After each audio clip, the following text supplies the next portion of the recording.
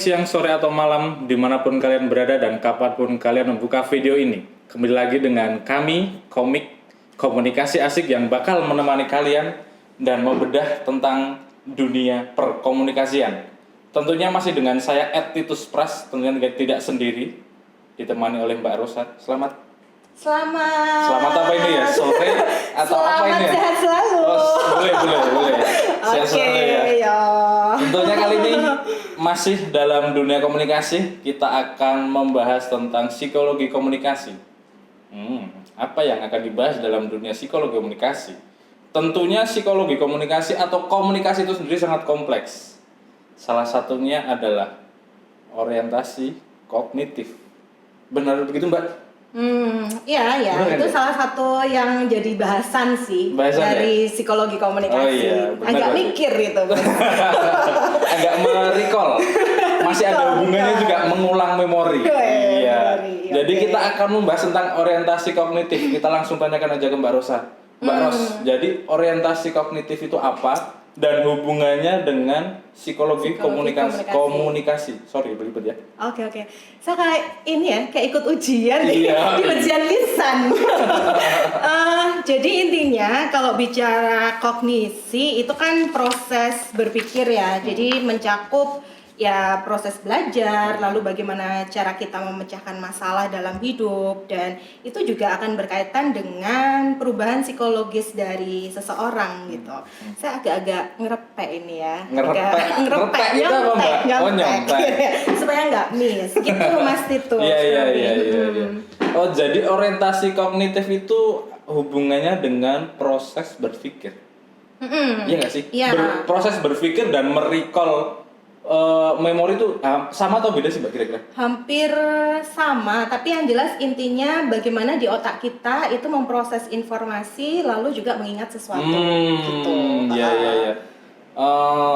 Gitu teman-teman. Jadi komunikasi itu emang kelihatannya simple, tapi kalau digali lebih jauh rumit juga ya, Mbak ya? Iya, ada apa ya? Seluk-beluknya gitu ya. Iya. Terus yang termasuk dalam proses mengolah informasi atau menangkap sebuah pesan itu apa, Mbak? Kira-kira?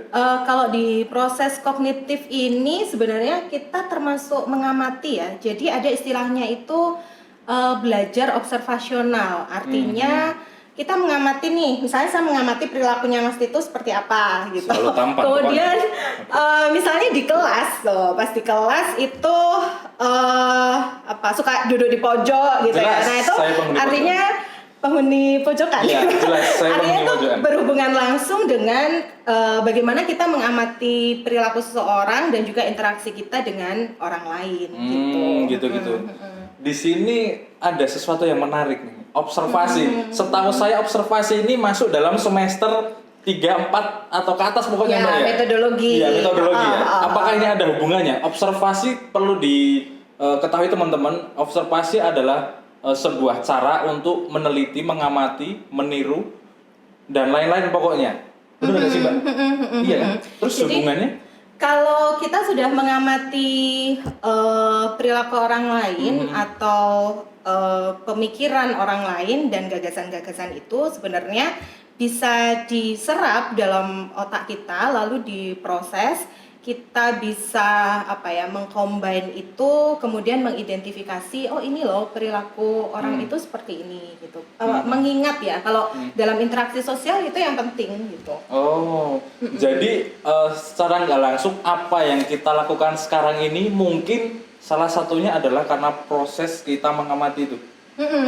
Jadi proses belajar observasional menyerap itu, kemudian memahami apa yang terjadi, lalu kita bisa meniru ya, meniru, tetapi kan kita diberi karunia gitu ya, untuk memikirkan lagi gitu ya dalam proses di otak kita gitu, untuk memberikan pertimbangan secara kognitif gimana gitu dari hasil pengamatan itu gitu.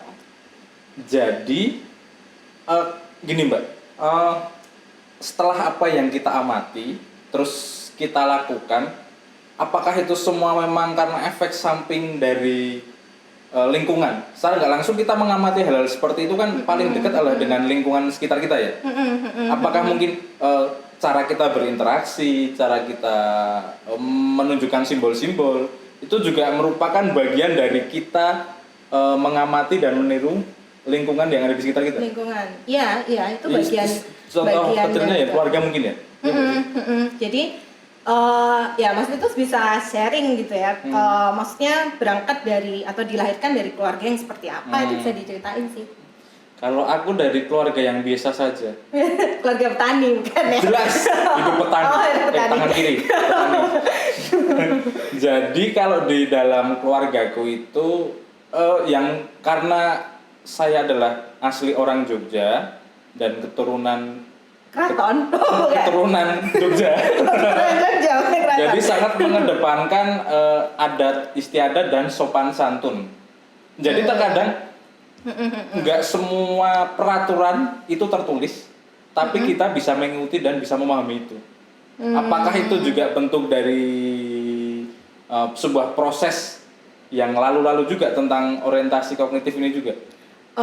Iya sih, jadi dia bisa belajar dari interaksi timbal balik kan antara orang yang satu dengan yang lain. Kemudian juga ketika lingkungan mendukung, misalnya lingkungan keluarga itu juga akan mendukung bagaimana pembentukan kepribadian seseorang gitu ya, tergantung pribadi seseorang itu misalnya apakah tipe yang mudah untuk memutuskan sesuatu atau di keluarga memang dibentuk untuk misalnya kalau memutuskan memilih jurusan komunikasi gitu ya. Nah dulunya gimana? Apakah keluarga kemudian meminta itu untuk mempertimbangkan baik-baik sampai 6 bulan gitu ya, atau sampai setahun baru kemudian oh ya ini.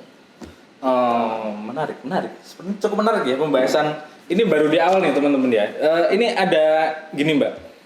Kita tahu kalau dalam komunikasi itu banyak sekali teori-teorinya yang ikut mendampingi atau apa ya, menyokong. Menyokong ya. Turunannya. Iya, turunannya. Kalau dari kognitif ini ada turunannya nggak, Mbak? Iya, sebenarnya ada beberapa ya teman-teman, yaitu tadi seperti yang saya sebutkan istilahnya, karena ada istilah ilmiahnya itu Bahasa keren. model of causation gitu ya. Itu yang sebenarnya. Intinya adalah itu tadi menggambarkan interaksi kita dengan lingkungan, lalu kita menyerap itu dalam proses kognisi kita, lalu nah penerapannya gimana gitu. Tapi nggak selamanya lingkungan itu berpengaruh sama kita ya? Kalau di kognisi tidak ya? dalam konteks kognisi tidak, karena ada pengamatan tadi misalnya dia diturunkan dari si vicarious capability, artinya kita mempelajari mengamati perilaku orang lain, lalu kemampuan berpikirnya gimana dari orang yang kita amati itu gitu. Kalau tadi misalnya Mas Titus, saya kemampuan berpikirnya itu misalnya sangat detail gitu ya. Nah, itu yang kemudian akan diserap gitu dalam proses memori dan ingatan kita. Gitu ya. Jadi secara nggak langsung namanya orang hidup pasti akan selalu berpikir. Iya kan? Bahkan dalam sebuah kutipan itu ada ya buku filsafat atau seorang filsuf mungkin ya. Seorang filsuf ya mengatakan bahwa saat aku berpikir berarti aku ada. Selama masih kadang mungkin tidur aja sih ya. Cuman kadang tidur tuh juga ada bermimpi juga gitu. Tetapi intinya ketika seseorang masih berpikir, dia mempunyai pertimbangan-pertimbangan tertentu, nah berarti dia masih eksis saat itu gitu. Gitu ya. Oke, kita sudah dengar orientasi kognitif itu. Kognitif itu dipengaruhi oleh gagasan dan teori yang berada tentunya ya Mbak ya. Nah sekarang kita akan melihat masalahnya. Kalau dari sisi masalahnya dalam kognitif itu apa Mbak?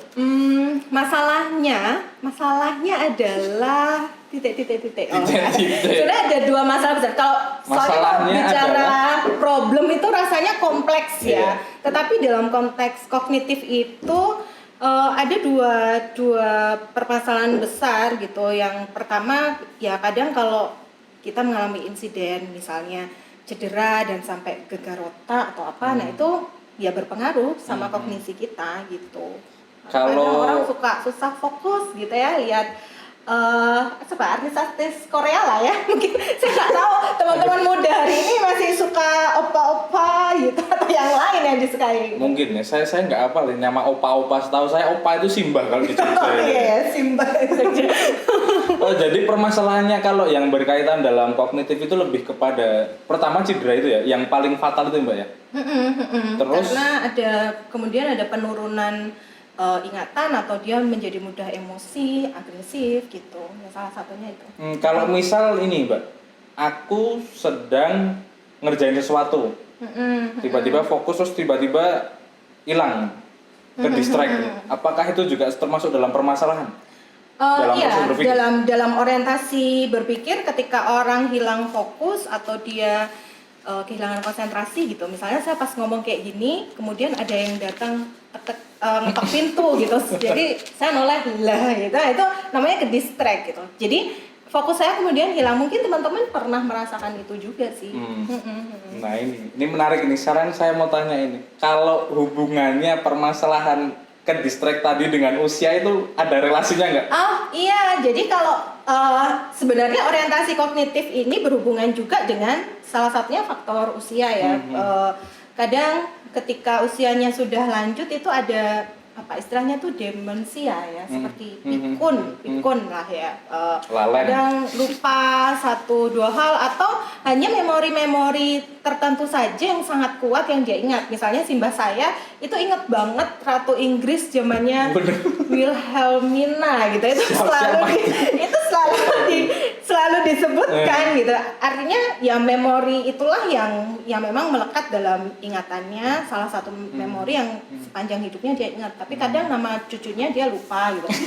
Kadang kita pun gitu ya teman-teman. Jadi kalau misalnya lihat orang siapa gitu langsung kita udah ngobrol panjang gitu, begitu orangnya pergi lupa siapa dia tadi namanya gitu. Itu sebenarnya salah satu problem yang bisa dibilang itu yang simple sih, tetapi yang agak berat itu tadi ketika ada cedera dan lain sebagainya. Yang agak berat itu kalau kita punya uang, kita itu lupa sama keluarga, tapi kalau uang itu habis tiba-tiba kita ingat keluarga. Oh iya, itu enggak ya? Oh enggak, sorry. Ya, itu sengaja. sorry. Gitu teman-teman, pembahasannya cukup menarik tentang orientasi kognitif. Semoga membantu kalian dalam proses belajar, membantu kalian dalam mencari referensi, gitu ya Mbak ya? Referensi. Mungkin gitu aja dulu episode kali ini. Balik lagi dengan kami di episode-episode selanjutnya dengan tema-tema yang menarik tentunya.